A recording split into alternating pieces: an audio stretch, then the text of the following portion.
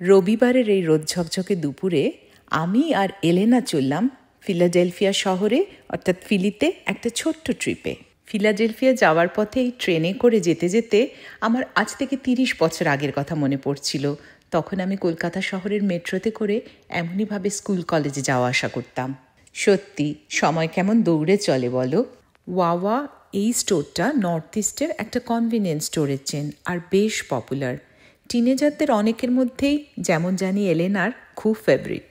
তো ফিলাডেলফিয়ায় পৌঁছে ওয়াওয়া থেকে ছোট্ট লাঞ্চ তুলে নিয়ে চললাম আমরা ফিলির পথে। এলেনা স্কুলের হিস্ট্রি প্রজেক্টের জন্য ফিলাডেলফিয়ার হিস্টোরিক্যাল ইন্টারেস্টের কয়েকটা জায়গা ঘুরে ঘুরে দেখার পালা এবার।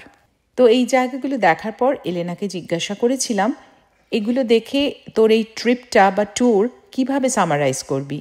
তো ও এভাবেই বলল, আমাদের মেন অ্যাট্রাকশন ছিল ইন্ডিপেন্ডেন্স হল ভিজিট করা। এখানে ডেক্লারেশন অফ ইন্ডিপেন্ডেন্স সাইন করা হয়েছিল 1776-এ। এদিকে আমাদের ট্রাম্প গভর্নমেন্টের বেশ কিছুদিন ধরে এখন শাটডাউন চলছে বলে এই সমস্ত অনেকগুলো সেন্টারই বন্ধ ছিল, সো বাইরে থেকে আমাদের দেখতে হলো। তারপরে আমরা আরও হিস্টোরিক্যাল ইন্টারেস্টের জায়গা ভিজিট করলাম, যেমন লিবার্টি বেল, কংগ্রেস হল, ওল্ড সিটি হল আর national constitution centre. North east America এই সময়ের ফল আর বিকেলবেলায় পরন্ত রোদের অপূর্ব শোভা মনে যেন এক অদ্ভুত আনন্দের অনুভূতি এনে দেয়। একই পথ ধরে এবার বাড়ি ফেরার পালা।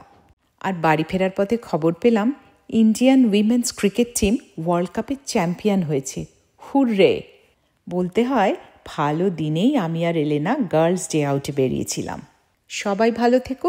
আবার খুব শিগগিরই একটা নতুন গল্প নিয়ে তোমাদের সবার সাথে দেখা হচ্ছে।